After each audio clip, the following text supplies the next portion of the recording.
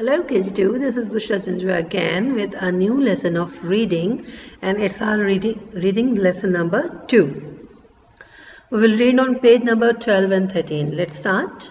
K for cat, K for cat, B for bat, B for bat, T for tap, T for tap, A for ant, A for ant, N for net, N for net, P for pen, P for pen.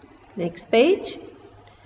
E for egg, E for egg, G for gap, G for gap, H for hat, H for hat.